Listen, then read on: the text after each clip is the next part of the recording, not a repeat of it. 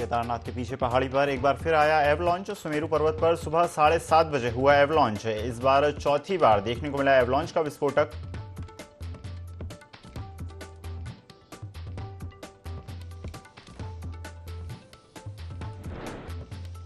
बागेश्वर के गरुड़ में सुबह सुबह प्रचार करने निकले सीएम धामी। स्थानीय लोगों से मिलकर सरकार की योजनाओं का लिया फीडबैक। कहा, सरकार के कामकाज से संतुष्ट जनता ने भाजपा को रिकॉर्ड मतों से विजयी बनाने का बनाया मन।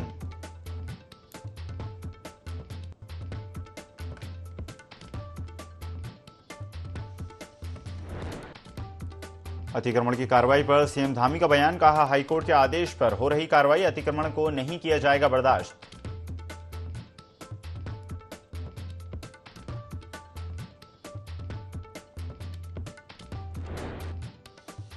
चंपावत में खाई में गिरने से ग्रामीण की मौत। खराब मौसम को बताया जिम्मेदार। पोस्टमार्टम हाउस के बाहर परिजनों ने किया प्रदर्शन।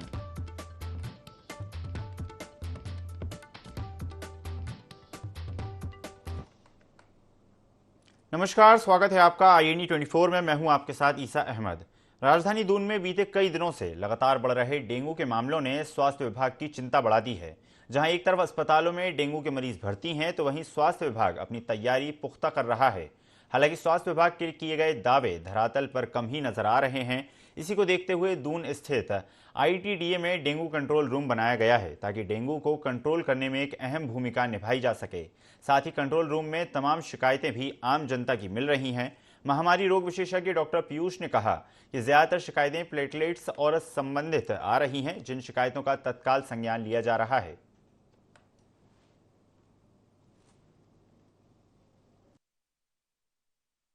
DM मैम के आदेशों पे हुआ है ये सब। और जो हमारा कमांड सेंटर है, इसका नंबर है 1800-180-2525।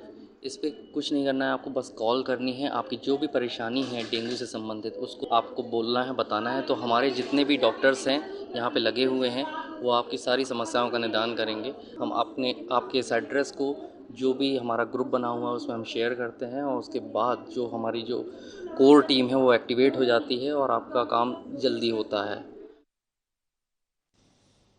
हरिद्वार की ग्राम पंचायत का भवन बदहाल हो चुका है। बता दें कि गांव वालों की सुविधा के लिए भवन का निर्माण किया गया था, जिसमें अनुष्ठान, भंडारे और शादी ब्याह के कार्य होते थे। लेकिन आज ग्राम पंचायत भवन की हालत खस्ता हो चुकी है। भवन में सरकारी कार्यों के बजाय ग्रामीणों के मवेशियों को बांधा जाता है। मामले पर ग्राम प्रधान प्रमोद पाल का कहना है कि मामला पहले भी संज्ञान में आया था। पूर्व प्रधान के परिचित भवन में मवेशी बांध रहे हैं। मामले में पत्राचार किया जा चुका है।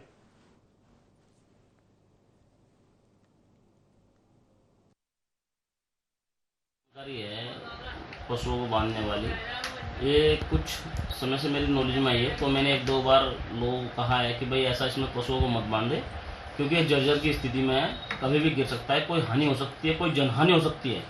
तो इसको ऐसा ना करें। वो संजय पाल जो हमारे यहाँ अभी प्रधान का चुनाव लड़े हैं, उनके फादर हैं, उन्होंने पशुओं को बांधा है।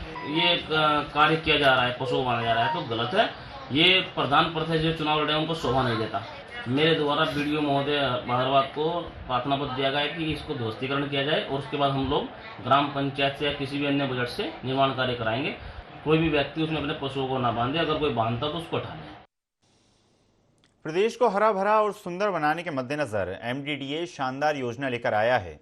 इस योजना के तहत यदि कोई भी व्यक्ति MDDA से पेड़ लेता है और खुद खरीद कर वृक्षारोपण कर इन पेड़ों के साथ सेल्फी लेकर MDDA के पोर्टल पर अपलोड करता है, तो जितनी भी सेल्फियां MDDA के पोर्टल पर आएंगी, उसमें से रैंडमली एक लॉटरी निकाली जाएगी, और इस तरह से 10 प्रतिभागियों को MDDA इनाम के रूप में साइकिल देगा। साथ ही MDDA सचिव बंशीधर तिवारी ने कहा कि यदि किसी व्यक्ति के द्वारा पेड़ों की मांग की जाती है तो उसे निःशुल्क पेड़ दिए जाएंगे। सचिव MDDA के मुताबिक MDDA अभी तक 4000 से ज्यादा वृक्षारोपण कर चुका है।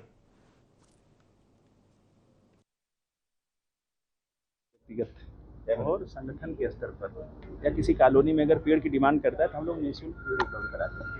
MDDA ऑनलाइन हमारा पोर्टल है। हमने ये कहा कि उस पर कोई लॉगिन करके अगर हमसे पेड़ की मांग करता है तो हम देंगे। लोगों ने डिमांड भी की, हमने दिया भी है, और अब तक हम इस वर्ष 40,000 से ज़्यादा पेड़ का वृक्षारोपण कर चुके हैं। हमने ये योजना उसमें लॉन्च की है कि अगर कोई हमसे पेड़ लेता है या खुद का भी खरीद के लगाता है और सेल्फी लेकर के हमारे पोर्टल पर अपलोड करता है, तो जितनी भी पोर्टल पर हमारे सेल्फी अपलोड करेगा पेड़ लगाते हुए, उसमें से रैंडमली हम लोग लाठी निकालेंगे और 10 लोगों को उसमें से साइकिल देंगे, तो स्वच्छ पर्यावरण के लिए प्रेरित करेंगे।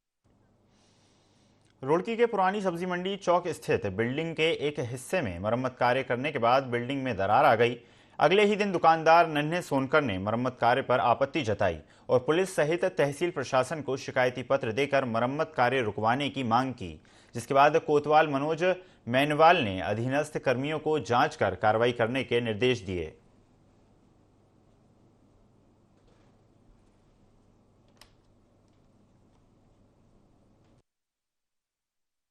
अपने घर की दुकान है, नीचे पाल डीलर्स वाले की दुकान है, तो मेरी गैर हाजिरी में नीचे की दुकान की अपनी डाट निकलवा के और पूरी बिल्डिंग नीचे गिरने का खतरा है और पूरी सब्जी वाले खरीदने के लिए आते हैं। बिल्डिंग कोई मर भी सकता है, 5 मंजिल बिल्डिंग है, किसी टाइम भी टूट के गिर सकती है और कोई है कि बिल्डिंग नीचे गिर जाएगी, उसकी प्रॉबिलिटी है। मतलब ये है कि दुकान तो मेरी है ऊपर, उसके जब नीचे की डाट निकाल लेगा वो मेरी दुकान गिरेगी तो पूरी बिल्डिंग गिरेगी, या मैं दुकान के अंदर बैठे बैठे बिल्डिंग गिर जा और मतलब मेरे बच्चे मर जाऊँ, मैं मर जाऊँ, तो इसका जिम्मेदार कौन होगा? है प्रशासन से मेरी यही है कि मौके पे आके मैं ना करे इस चीज़ का।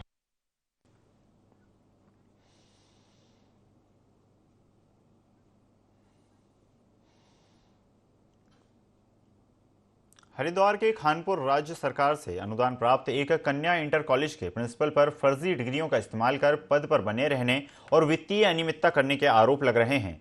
वहीं इस मामले को लेकर पूर्व प्रधानाचार्य और सामाजिक कार्यकर्ता जगपाल सैनी ने हरिद्वार के सैनी आश्रम में प्रेस कॉन्फ्रेंस करते हुए शिक्षा विभाग की कार्यशैली पर गंभीर सवाल खड़े किए। उन्होंने कहा कि खानपुर में संचालित कन्या इंटर कॉलेज और उसमें हुई अनियमितताओं की शिकायत शिक्षा विभाग से लेकर शिक्षा मंत्री तक से की जा चुकी है, लेकिन मामले में कोई भी कार्रवाई नहीं की गई। उन्होंने प्रधानाचार्य घनश्याम गुप्ता पर आपराधिक मुकदमा दर्ज करने और सरकारी अनुदान की रिकवरी करने की मांग की। लाख रुपये गवर्नमेंट से लेकर कन्या के नाम से, ऐसे भी विद्यालयों के नाम से, और उसने फिर उसके बाद ग्रांट भी ले ली उसकी। उसके बाद सब सर्टिफिकेट फर्जी हैं, बीए का भी फर्जी है और बीएड का भी फर्जी है। तो मेरी मांग ये है कि बीए बीएड के कागजों पर कार्रवाई हो और उसने जो रुपया अब तक 2005 तक जो फर्जी तरीके से रुपया प्राप्त किया है गवर्नमेंट से, वो गवर्नमेंट को वापस किया जाए और उसके खिलाफ आपराधिक मुकदमा दर्ज होना चाहिए। शिक्षा मंत्री, शिक्षा सचिव, शिक्षा उपमंडल अधिकारी, शिक्षा मुख्य शिक्षा अधिकारी और कोई ऐसा एसआईटी जिला अधिकारी हरिद्वार, सबको मैंने शिकायत भेजी है, लेकिन उस पर कोई त्वरित कार्रवाई किसी ने नहीं। उत्तराखंड में जमीनी विवाद थमने का नाम नहीं ले रहा है। ताजा मामला विकास नगर से सामने आया है, जहां विकास नगर निवासी अरुण कुमार पुंडीर ने पूर्व मुख्यमंत्री की बेहद करीबी नेत्री के बेटे पर करोड़ों रुपए की ठगी करने का आरोप लगाया है। अरुण कुमार ने कहा कि घाटी डेवलपर्स के डायरेक्टर समीर खान ने 2017 में रजिस्ट्री एग्रीमेंट नक्शा और भूमि दिखाकर उनसे और उनके दोस्तों से करीब 5 करोड़ रुपए अपने अकाउंट में ट्रांसफर कर लिए, जबकि अभी तक 2 प्लॉट की ही रजिस्ट्री कराई गई है। उन्होंने आरोप लगाते हुए कहा कि एमडीडीए, इनकम टैक्स और फॉरेस्ट अधिकारियों की मिलीभगत से गैर कानूनी तरीके से घाटी डेवलपर्स प्राइवेट लिमिटेड को आर्थिक लाभ मिल रहा है। लक्सर और ग्रामीण क्षेत्रों में डेंगू के बढ़ते आंकड़ों से स्वास्थ्य विभाग की चिंता बढ़ गई है, जिसको लेकर स्वास्थ्य विभाग लोगों के बीच जाकर जन जागरूकता का काम कर रहा है और लोगों से अपील की जा रही है कि साफ पानी में पलने वाले लार्वा की रोकथाम को लेकर आवश्यक कदम जरूर उठाएं। साथ ही डेंगू के संभावित मामलों को स्वास्थ्य विभाग गंभीरता से ले रहा है।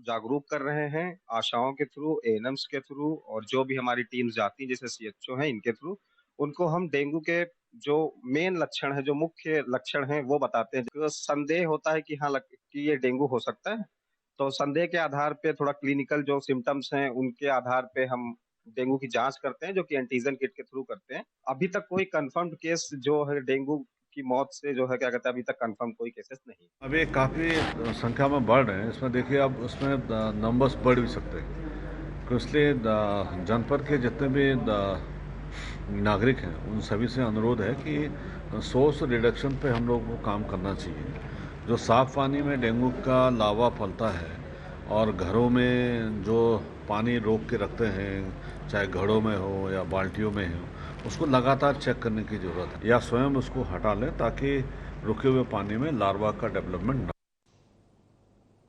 उत्तराखंड में इन दिनों उच्च न्यायालय के आदेश पर अतिक्रमण के खिलाफ अभियान चलाया जा रहा है। और इस अभियान के तहत लगातार कार्रवाई जारी है। कई जगहों पर सरकारी महकमे चिन्हीकरण की कार्रवाई कर रहे हैं, तो कई जगहों पर अतिक्रमण के खिलाफ बुलडोजर चलाया जा रहा है। तो वहीं इन सब के बीच प्रदेश के अलग अलग जगहों पर अतिक्रमण की कार्रवाई का विरोध भी लगातार देखने को मिल रहा है। व्यापारी वर्ग पर रोजगार तो आवासीय मकानों पर आवास का संकट आन पड़ा है। सीएम धामी ने भी अतिक्रमण को लेकर अपनी प्रतिक्रिया दी। ग्वालदम हेलीपैड पर मीडिया को दिए अपने बयान में सीएम धामी ने कहा कि अतिक्रमण के खिलाफ उच्च न्यायालय के आदेश पर अभियान चलाया जा रहा है, लेकिन जो मजबूर लोग हैं और जिनके रोजगार प्रभावित हो गए हैं उनके लिए सरकार प्रयास करेगी। साथ ही प्रभावितों की हर प्रकार से सहायता के लिए सरकार विचार कर रही है।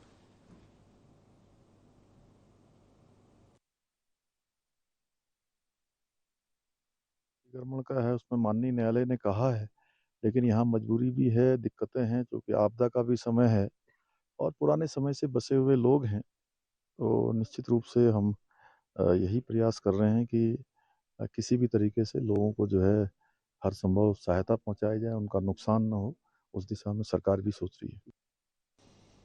प्रदेश के उद्यान मंत्री गणेश जोशी ने पंडित दीनदयाल उपाध्याय राजकीय उद्यान चौबटिया का निरीक्षण किया। उन्होंने अधिकारियों को आवश्यक दिशा निर्देश दिए। उद्यान में सेब की विभिन्न प्रजातियों की जानकारी ली। सेब की नवीनतम प्रजाति की नर्सरी का भी निरीक्षण किया। साथ ही उद्यान मंत्री ने चेरी, खुबानी, पुलम, नाशपाती, अखरोट और सेब की नवीनतम प्रजाति के अलग अलग ब्लॉक और पौधों की नर्सरी को देखा।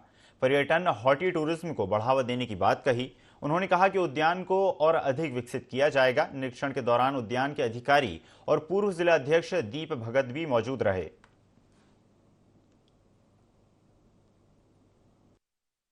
मैंने इसका निरीक्षण किया है, कैसे इसको हम डेवलप कर सकें। अधिकारियों के और स्थानीय लोगों के यहाँ पर आए हैं।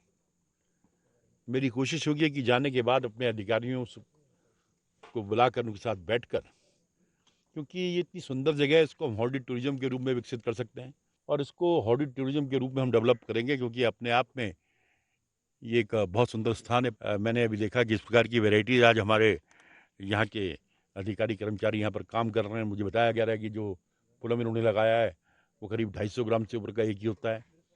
सेब की नई नई वैरायटी यहाँ पर आ रही हैं जो 2 साल में, 1.5-2 साल में फल दे रही हैं। जो हिमाचल और कश्मीर की बात की जाती है, आने वाले समय में हम उनकी बराबरी पर होंगे। मुझे ये दृश्य यहाँ पर दिखाई दे रहा है। हरिद्वार के बिलेश्वर महादेव मंदिर में देश की उन्नति के लिए हवन की पूर्ण आहुति दी गई। आयोजन में बड़ी संख्या में साधु संत शामिल हुए। संसद के विशेष सत्र में एक देश एक चुनाव को लेकर बिल पास होने की चर्चा की जा रही है, जिस पर साधु संतों ने खुशी जताई। साधु संतों का कहना है कि अलग अलग चुनाव होने के कारण काफी पैसा खर्चा होता है। एक चुनाव होने से जनता का पैसा बचेगा और जनता के ही काम आएगा। साधु संतों ने कहा कि सरकार इस ओर जो भी कदम उठाएगी, साधु संत उनका स्वागत करेंगे।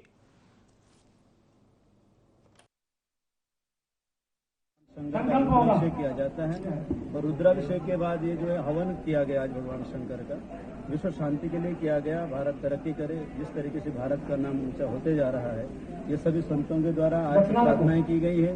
जो भी अनुष्ठान भारतवर्ष के कार्यक्रम जो चल रहे हैं वो सभी संपूर्ण हो, तो सभी संतों का यही आशीर्वाद रहेगा।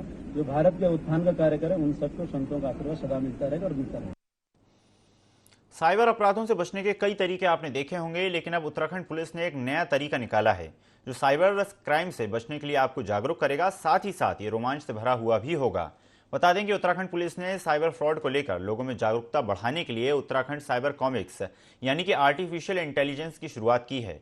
इस कॉमिक में एक काल्पनिक चरित्र है, सुपर कॉप चक्रेश। हर सोमवार को ये कॉमिक्स प्रकाशित की जाएगी, जहां आपके सामने होगी साइबर फ्रॉड से संबंधित एक कहानी। ऐसा करने वाला उत्तराखंड देश का पहला राज्य बन गया है। साथ ही आपको बताते चलें कि वीडियो इस तरह का बनाया जाएगा कि इसे हर उम्र के व्यक्ति देख सकते हैं और वीडियो का ड्यूरेशन भी 30 से 50 सेकंड के बीच रखा गया है और सोशल मीडिया प्लेटफॉर्म के साथ ही इसे व्हाट्सएप ग्रुप के माध्यम से भी प्रचारित किया जाएगा। आर्टिफिशियल इंटेलिजेंस का माध्यम से जो कॉमिक्स बुक्स जो है, इसमें विभिन्न प्रकार का जो साइबर क्राइम जो पब्लिक के साथ हो सकता है उसका पब्लिक अवेयरनेस करते हुए, ऐसा कुछ अपराध उनके साथ घटित हो गया तो फिर उसका कैसा रोकथाम कर सकते हैं, तो उसको क्या करना है उनका जो, क्योंकि हमने ये देखा है कि जैसा आम जनता तक हमें पहुंचाने के लिए विभिन्न जो हम प्रयास कर रहे हैं, उसमें एक प्रयास है जो कार्टून का माध्यम से 30 सेकेंड्स 40 सेकेंड्स का क्लिप का। अब ज्यादातर मोबाइल जो है और इस टेक्नोलॉजी में बच्चे बहुत जल्दी जुड़ जाते हैं, उनका एक अवेयरनेस क्रिएट करने के लिए भी ये एक अच्छा सक्सेसफुल मेथड है। मुख्यमंत्री पुष्कर सिंह धामी की अध्यक्षता में उत्तराखंड कैबिनेट की अहम बैठक हुई। इस कैबिनेट की बैठक में 20 से अधिक प्रस्तावों पर कैबिनेट की मोहर लगी। कैबिनेट मंत्री सुबोध उनियाल ने बैठक के प्रस्तावों को लेकर जानकारी दी। उन्होंने कहा कि राज्य आंदोलनकारियों को 10% आरक्षण की कैबिनेट ने मंजूरी दी है। अब ये प्रस्ताव सदन के पटल पर विधेयक के रूप में रखा जाएगा। सभी आंदोलनकारी के आश्रितों को 2004 से इसका लाभ मिलेगा। इससे क्षैतिज आरक्षण से सरकारी नौकरी में 10% का लाभ मिलेगा। आगामी 5 से 8 सितंबर तक आयोजित होने वाले विधानसभा के मानसून सत्र में 11,000 करोड़ के सप्लीमेंट्री बजट को भी कैबिनेट ने मंजूरी दी है। इसके अलावा संविदा और आउटसोर्स कर्मियों को भी चाइल्ड केयर लीव की सुविधा देने पर कैबिनेट ने अपनी सहमति दे दी है।